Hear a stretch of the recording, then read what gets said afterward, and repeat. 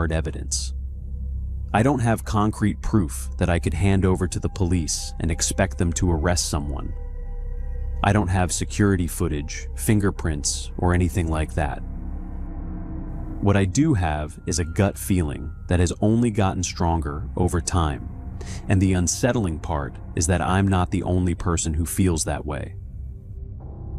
I'm going to tell this from the beginning and include every detail I can remember, because I'm honestly at a loss for what to do. The whole situation is disturbing in a way that's difficult to explain. What used to be one of the quietest, safest places I have ever lived has slowly turned into somewhere that makes me uneasy every single day. For a little context, I live in a very remote part of the Appalachian Mountains. There are a handful of houses scattered throughout our little community, but mine, along with 3 others, sits farther west than the rest. We're the last homes before the forest really takes over, so people rarely end up here unless they have a reason to. Most visitors come by car because there's really nowhere else to go beyond our properties. Even then, the houses aren't right next to each other. If I stand at one of my front windows, all I see are trees in every direction. If I really focus through the woods, I can make out parts of my nearest neighbor's roof, but that's about it. It's only a 5-minute walk between our houses though, so despite having plenty of privacy, we've always been close. The 4 households out here naturally look out for each other because, frankly, there isn't anyone else to do it. My neighbors aren't family, but after so many years, they're about as close as friends can be. My wife and I have known them since we were kids. We've celebrated birthdays together, shared dinners, helped each other after storms, and settled into the kind of friendship that happens naturally when people spend years living side by side in a place like this. Whenever one of us goes on vacation, someone else keeps an eye on the house. They feed our 3 cats whenever we're away, and we water their plants or collect their mail when they're traveling. None of it is ever something we have to ask for. It's just the way things have always worked between us.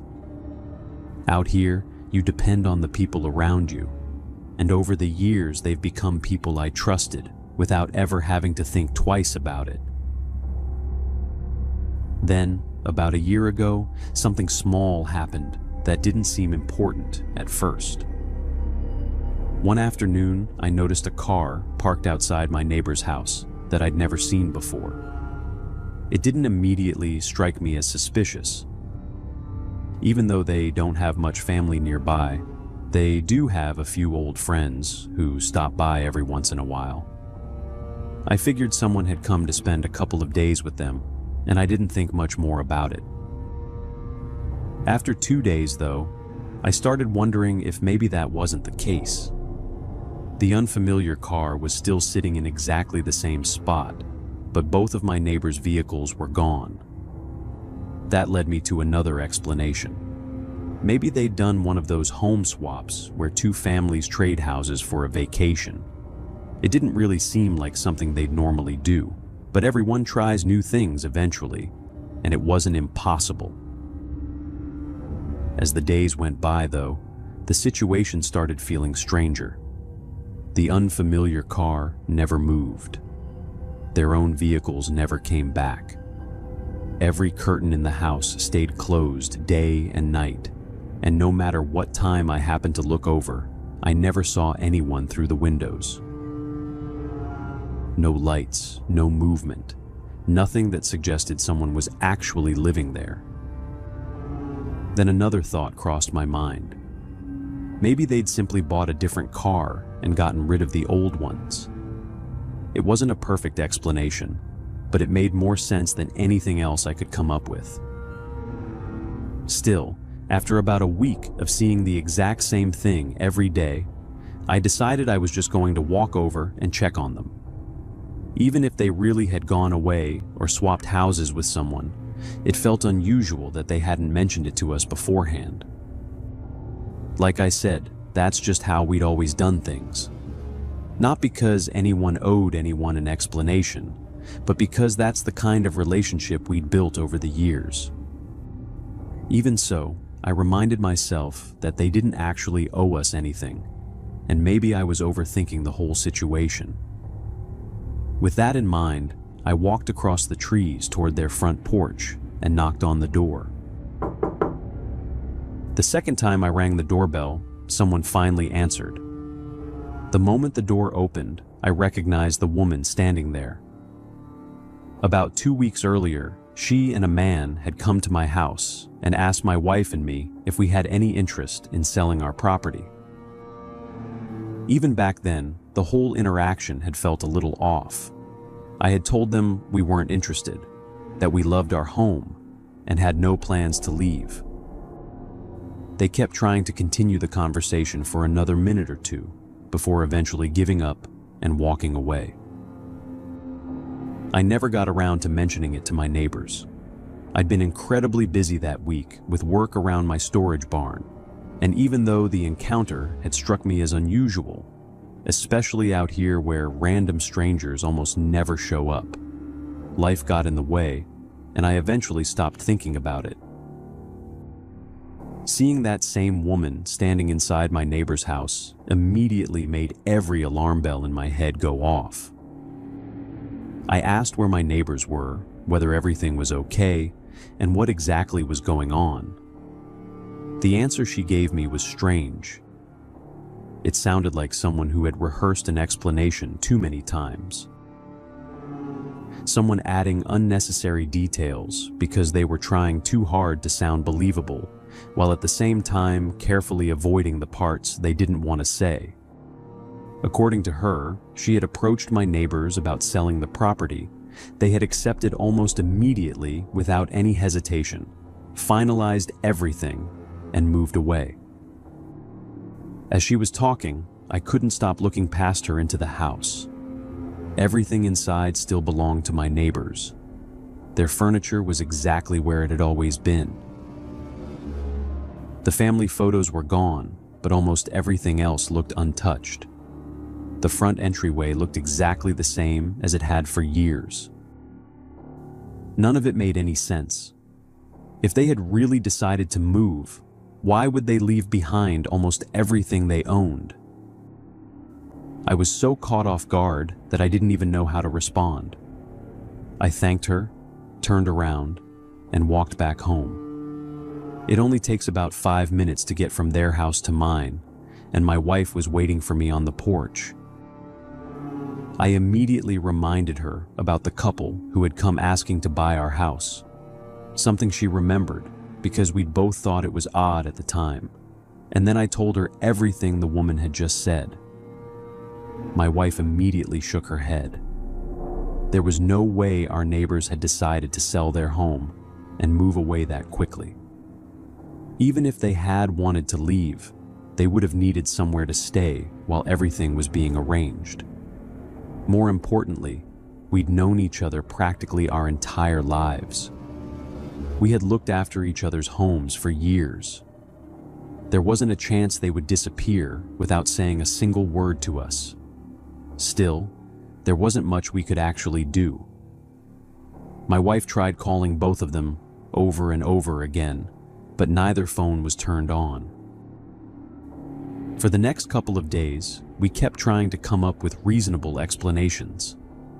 At one point, we even wondered if maybe they'd simply wanted a fresh start somewhere else, and had decided to cut ties with everyone, including us. The problem was that nothing about our relationship suggested that. They were adults, though. If they wanted to sell their house, they had every right to do it. Eventually, with no family members we could contact, and no way of finding out where they'd gone, we reluctantly tried to move on. About 2 weeks after all of this started, something happened that brought all those doubts rushing back. My 3 cats are allowed to wander around our yard during the day, but never very far. There are too many predators in these woods, and we've spent years teaching them not to leave the property. One afternoon, Marley completely ignored me for the first time in his life. Normally, if I called his name once, he'd come running. Instead, he kept walking farther and farther toward my neighbor's property. I followed him, calling his name repeatedly, but he wouldn't stop. Eventually, he reached a section of ground that looked like it had been disturbed recently. The dirt had clearly been dug up and filled back in. Marley stood over it, pacing in circles, sniffing the ground over and over again, completely focused on whatever was underneath. I didn't understand why he was acting that way until I looked up and saw the man from the couple walking toward me with a look on his face that immediately made me uncomfortable. He told me I was standing on private property and expected me to leave. I apologized, explained that Marley had wandered over without listening to me, and that I had only come to get him. I also mentioned that my cats had always been very attached to the previous owners because they used to look after them whenever my wife and I went away on vacation or visited family.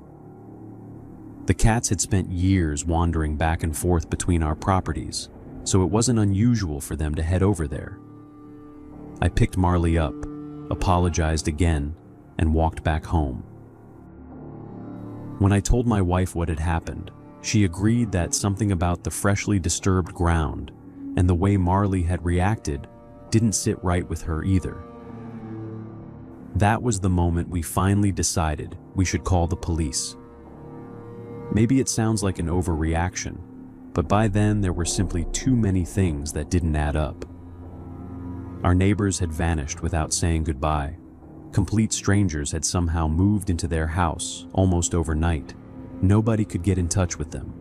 And now there was freshly dug earth on the property that our cat seemed obsessed with.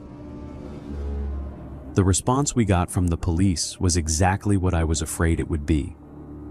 They told us our neighbors were adults, that if they'd chosen to sell their home and move away, it wasn't any of our business, and that there was no evidence that any crime had taken place.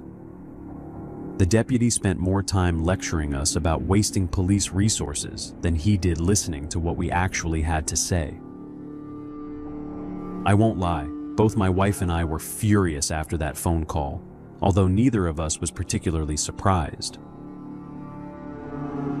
The sheriff's office that covers our area is a good distance away, and around here they've earned a reputation for doing as little as possible. Almost nobody likes dealing with them because they rarely take anything seriously unless they're forced to.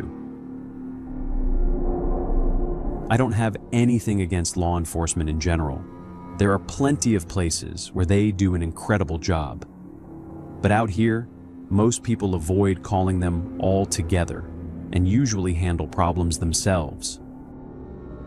This time, though, we genuinely felt like we had no other choice.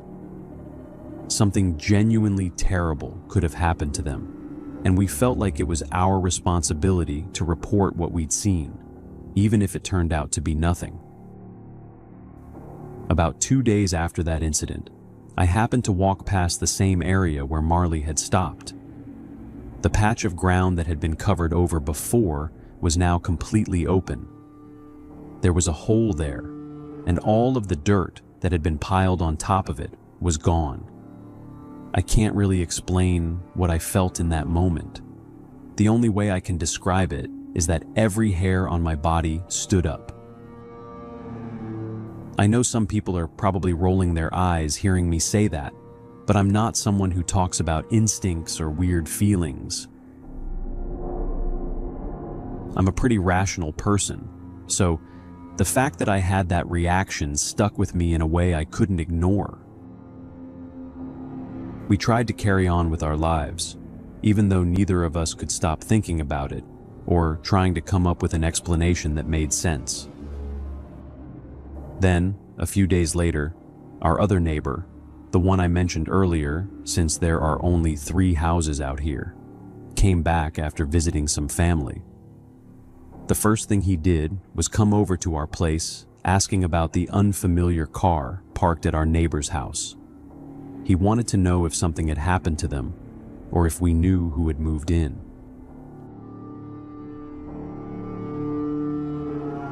I invited him inside, and we told him everything that had happened over the previous couple of weeks. Before we'd even finished, he interrupted us and said there was no chance our neighbors would have packed up and left without saying goodbye. Then he told us something that made my stomach drop. He lives alone, unlike my wife and me, and he said that when the same couple had knocked on his door asking if he wanted to sell his house, the whole encounter had felt wrong. After he told them he wasn't interested, he got the unmistakable feeling that they were about to force their way inside. He said both of them shifted their weight forward at almost the same time, like they had already made up their minds. The only reason they didn't was because they suddenly realized he wasn't alone. He had friends visiting that day, and the moment they noticed other people inside the house, they immediately backed off. According to him, it became awkward almost instantly. They tried to play it off, acted like nothing had happened, smiled, apologized for bothering him, and walked away. But he was convinced he'd seen something slip for just a second, enough to know that whatever their real intentions had been, they weren't good. Hearing that was the confirmation we needed that this wasn't all in our heads. I still don't know exactly what happened to our neighbors, and I can't prove that the couple living in their house had anything to do with it. I only know that none of this feels right. The blinds in that house are always shut now. You never see anyone outside unless they're coming or going, and even then, it's rare. To be completely honest, my other neighbor and I have already talked about forcing our way into the house just to make sure there isn't something horrible inside that everyone has missed. The problem is that if we do that, we'll probably end up being the ones in trouble. Worse than that, where we live, homeowners are legally allowed to defend themselves with firearms if someone breaks into their house. So we're stuck.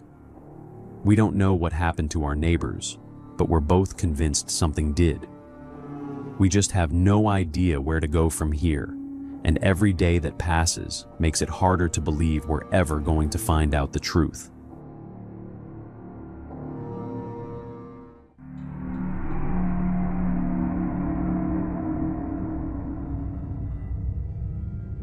I'm not someone who scares easily, never have been.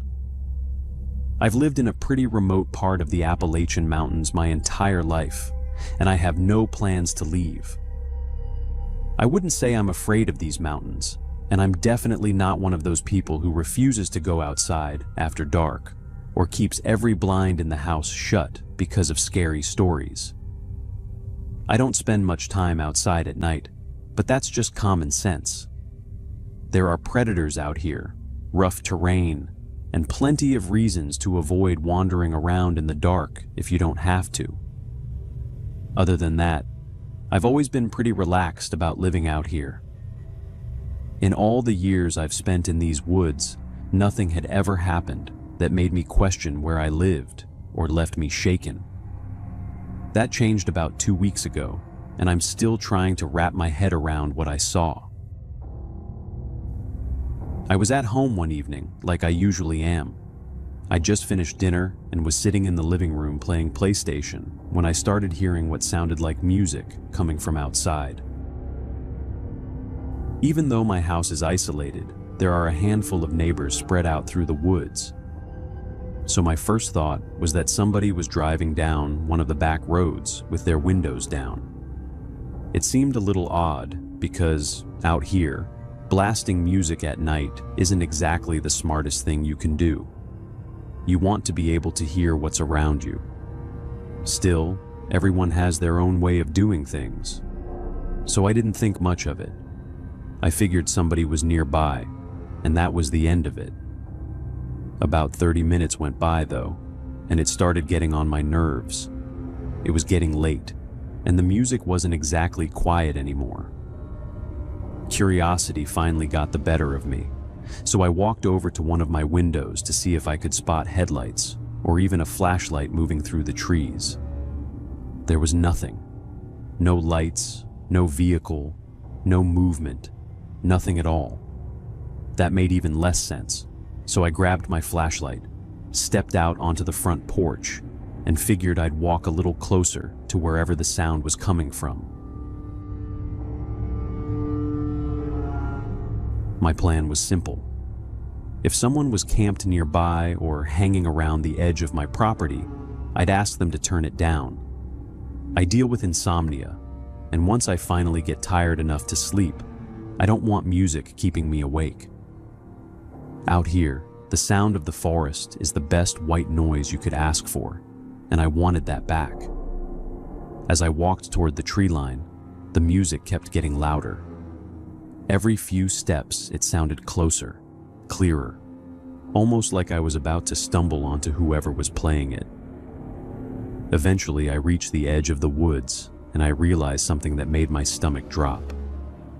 I still couldn't see a single light or another person anywhere around me, but the music was now incredibly loud. Then it hit me. It wasn't coming from somewhere in front of me. It was coming from above me. The second I looked up, something slammed into the ground right beside me. It made a loud thud, and I jumped back before realizing it was one of those small, portable Bluetooth speakers. Instinctively, I looked higher into the tree, and I don't think anything could have prepared me for what I saw. There was a man crouched on one of the branches, staring straight down at me. I'm completely certain it was a man, but his mouth, I've never seen anything like it. His lips were pulled back, exposing every single tooth, and they weren't normal. They were long, triangular, and sharp, almost like the mouth of a cat when it's hissing before it attacks. I think he even made some kind of sound when our eyes met. I don't know if it was supposed to intimidate me or if it was some kind of laugh, but I didn't stick around long enough to find out. I hadn't bothered bringing my rifle because, until that moment, I hadn't seen any reason to. I turned around and took off running toward the house as fast as I could. A split second later, I heard another heavy thud behind me, like whatever had been up in that tree had jumped down after me. I made it inside, slammed the front door shut, locked everything, and immediately ran to the nearest window to see if whoever it was had followed me. There was nothing. No movement, no flashlight, no sign that anyone had even been there. I just stood there trying to process what I'd seen. As strange as it sounds, I never thought I'd seen some kind of monster. I was convinced I'd just come face to face with a person, someone with some kind of severe condition, modification, or injury affecting their mouth. I still don't know what it was, but it wasn't normal. I called one of my friends almost immediately. I never even considered calling the police. I don't have much faith in law enforcement out here, and I honestly didn't know what I was supposed to tell them. The guy hadn't chased me, hadn't threatened me, and by the time I got inside, he was already gone. I locked the entire house down and eventually forced myself to go to bed, even though I barely slept. About 3 days later, I'm almost certain I saw someone standing among the trees near my house again.